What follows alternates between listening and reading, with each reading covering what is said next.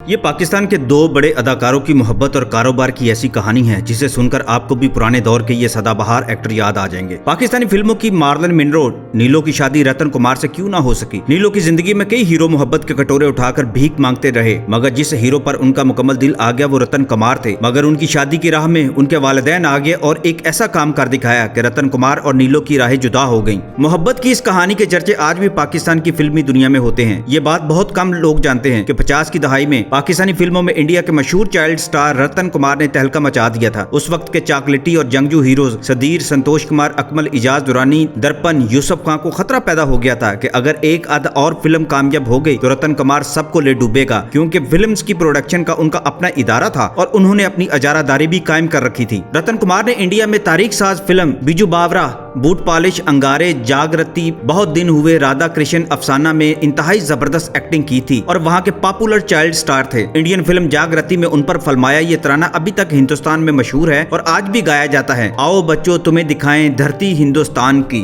नाज़रीन, रतन कुमार का असल नाम नजीर रिजवी था। वो मार्च 1941 को अजमेर शरीफ राजस्थान में पैदा हुए थे। 50 की दहाई में हिंदुस्तान के प्रोड्यूसर चाइल्ड स्टार के किरदार के लिए रतन कुमार के पीछे पीछे भागते थे। 1956 में रतन कुमार पाकिस्तान आ गए और यहाँ भी उन्होंने फिल्मों में अदाकारी की। उस वक्त उनकी उम्र 18 साल थी। उनके बड़े भाई वजीर अली ने सबसे पहले बेदारी के नाम से फिल्म बनाई जो कामयाब हो गई। रतन कुमार राज कपूर, मधुबाला, कामनी कौशल, सरैया, निम्मी, कारदार और महबूब खान के साथ काम कर चुके थे, इसलिए पाकिस्तानी फिल्मों में उनके तजुर्बा और शोहरत को इस्तेमाल किया गया। मगर बदकिस्मती से वो जवान हुए तो उनकी आवाज में नस्वानियत पैदा हो गई। मर्दाना वजाहत भी नहीं थी और चेहरे से बचपना ही झलकता था। उनके मुकाबले पर कोई हीरोइन ऐसी नहीं थी जो जच सकती थी। सबिहा खानम और मसरत नजीर उनसे उम्र में बड़ी थी, लिहाजा जब एक तस्वुराती फिल्म नागन बनाने का ख्याल वजीर अली के दिल में आया तो हीरोइन की तलाश शुरू हो गई। तलाश के इस मरहला की दास्तान ने ही नीलो और रतन कुमार की मोहब्बत को कारोबारी रंग में खून, खलूस और पैसा दिया था। इस बारे में एक किताब में इसकी रुदात भी लिखी गई और एक सीनियर फिल्मसाज और कहानी नवीस ने सारे वाकयात लिखकर नीलो और रतन कुमार की मोहब्बत और उसके दरपर्दा कहानी को सामने ले आने का मंसूबा बनाया और उन्होंने लिखा।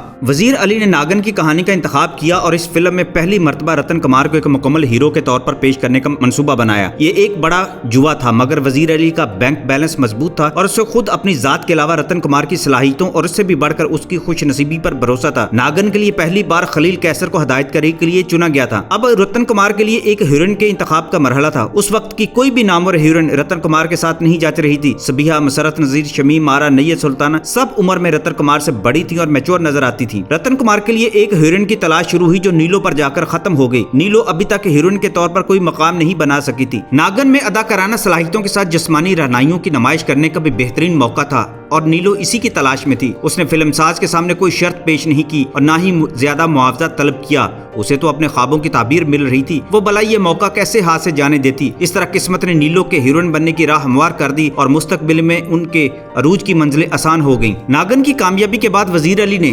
फिल्मसाजी का एक जामे और तफसीली प्रोग्राम बना लिया। जाहिर है कि इस मंसूबे में रतन कुमार और नीलो को मरकजी हैसियत हासिल थी। यही वो बुनियाद थी जिस पर वजीर अली कामयाबी के महल बनाना चाहते थे। चनाचे अपने इस मकसद के हसूल के लिए उसने एक तरफ तो फिल्म साजी के बड़े बड़े मंसूबे बनाने शुरू कर दिए और दूसरी तरफ रतन कुमार और नीलो को यकजा रखने के लिए एक ऐसा मंसूबा तैयार किया जिस पर अमल करने के बाद नीलो और रतन कुमार अरसे दराज तक सोने का अंडा देने वाली मुर्गियों की तरह उनके लिए खून बरसाते रहे। इस मंसूबे में रतन कुमार के जहां दीदा और तजर्बाकार वालिद का भी नुमाया हाथ था। मंसूबा यह था कि नीलो और रतन कुमार को जज्बाती और रुमानी तौर पर एक दूसरे के साथ नत्थी कर दिया जाए और इस पर अमल दरामद का आगाज नागन की तकमील के जमाने में ही कर दिया गया और इसका प्रचार भी किया जाने लगा। मीडिया वालों को भी इसका बताया जाता कि वो इनके रोमांस को उछालें। वजीर अली और उनके वालिद की नजरें भांप गई थी कि पाकिस्तान की सारी फिल्म इंडस्ट्री में सिर्फ नीलो ही एक ऐसी अलबेली नार है जो रतन कुमार के हमरा हीरोइन के तौर पर जच सकती हैं। शूटिंग के दौरान ही उन्होंने ये हकीकत तस्लीम कर ली थी और इसके साथ ही रतन कुमार को हदायत कर दी गई थी कि वो नीलो के करीब तर होने की कोशिश करें। नीलो एक भरपूर जानदार और तजर्बाकार लड़की थी, मगर होशियार भी थी। उसके मुकाबले में रतन कुमार को भी जमाने और खसूसन सिन्फ मुखालिफ का ज्यादा तजर्बा नहीं था। जिस्मानी तौर पर भी नीलो रतन कुमार पर हावी थी और जज्बाती तौर पर भी पुख्ताकार थी, मगर रतन कुमार ने बड़ी महारत के साथ अपने वालिद के मशवरों के मुताबिक शतरंज की बिछाई बसात और पे दर पे चालें चलनी शुरू कर दी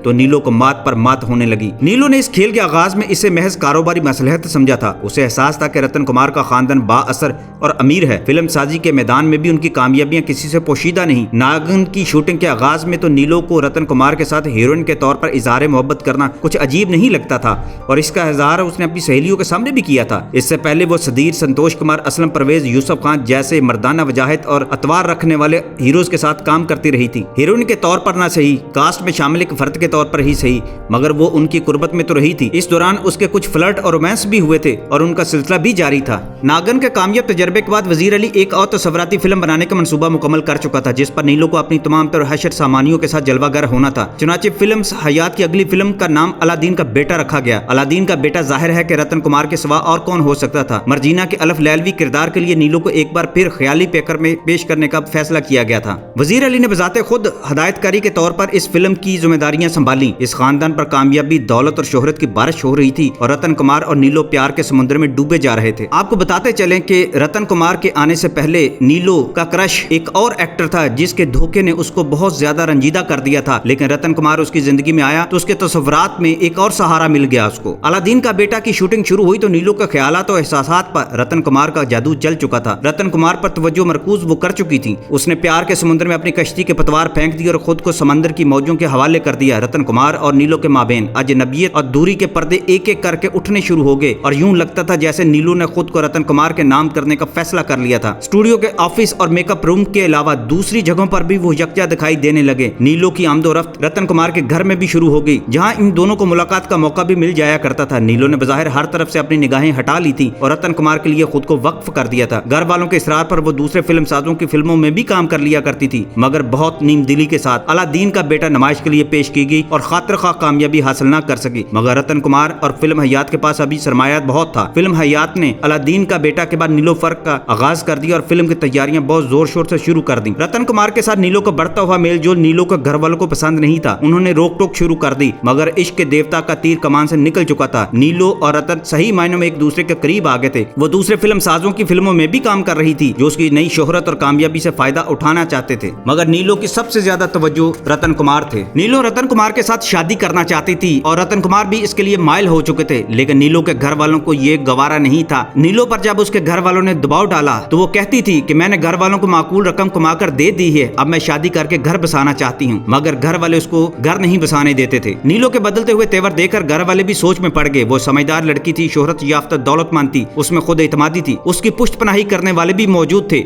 इन हालात में जबरदस्ती नहीं की जा सकती थी, लिहाजा डिप्लोमेसी पर इतने का फैसला किया गया। नीलो के वालिदैन ने यह मसला एवरन्यू स्टूडियो के मालिक आगा जी गुल के सामने पेश कर दिया और उनसे मदद की दरख्वास्त कर दी। आगा साहब भी एक फिल्म साज थे और नीलो जैसी हीरोइन पर किसी और की इजारादारी उनके लिए नुकसान देती। दूसरे ये कि वजीर अली ने उनके स्टूडियो को खैरबाद कहकर दूसरे नगार खानों में फिल्में बनाना शुरू कर दी थी, इसलिए वो भी इस शिकायत से बेताल्लुक नहीं रह सकते थे। इन झगड़ों के बायस नीलो और रतन कुमार की फिल्म की शूटिंग भी रुकी हुई थी। उन्होंने दोनों फरीकों को सालसी की गर्ज से अपने दफ्तर में बुलाया और उनके एवरन्यू स्टूडियो के ऑफिस में ये तारीखी कॉन्फ्रेंस शुरू हुई। इस मीटिंग में नीलो भी मौजूद थी, रतन कुमार भी था और दोनों खानदानों के अफराद भी जलवा फरमा थे। आगा साहब सालिस के फराइज सर अंजाम दे रहे थे। नीलो के वालिदैन और भाई को शिकायत थी कि मुखालिफिन ने इनकी मासूम बहन को बहकाया है। वजीर अली ने बताया कि यह गलत है। नीलो और रतन कुमार एक दूसरे को पसंद करते हैं, दोनों आकिल बालिग हैं और अपनी जिंदगी का फैसला कर सकते हैं। नीलो ने इकरार किया कि यह सच है। आगा साहब ने रतन कुमार से पूछा कि क्या वो नीलो से शादी करना चाहता है। रतन कुमार को इसका जवाब पहले से याद करा दिया गया था। उसने इस बात में गर्दन हिला दी तो नीलो के वालिदैन के चेहरे पक हो गए। उन्हें यकीन हो गया कि रतन एंड फैमिली महज झांसा दे रहे हैं, शादी के लिए कभी तैयार नहीं होंगे, मगर रतन कुमार के खुले इकरार ने उन्हें परेशान कर दिया। वो लाजवाब हो चुके थे और बाजी हार चुके थे, मगर इस मौके पर नीलो की मां ने अपना पत्ता चल दिया। वो कहने लगी, क्या आप नीलो को बहू बनाने के लायक समझते हैं और हम लोगों से रिश्ता कायम करने में कोई खराबी नहीं समझते? उसने रतन कुमार के वालिद से बराह रास्त बड़ा सख्त सवाल कर दिया था। रतन कुमार के वालिद ने कहा, बिल्कुल, हम तो आप लोगों की इज्जत करते हैं और आपके घराने को पसंद करते हैं। इस पर नीलो की मां को शय मिली। उसने कहा, तो फिर क्या अपनी बेटी की शादी मेरे बेटे से कर देंगे? रतन कुमार के वालिद और वजीर अली एकदम आग बगोला हो गए और गुस्से में आकर खड़े हो गए। उनके मुंह में जो भी आया उन्होंने कह दिया, जिसका खुलासा ये था कि हम मुअज़्ज़ज़ सैयद खानदान के लोग हैं, तुम हमारी बेटी का जिक्र करने की जुर्रत कैसे कर सकते हो? इससे पहले तुमने अपनी औकात तो देखी होती।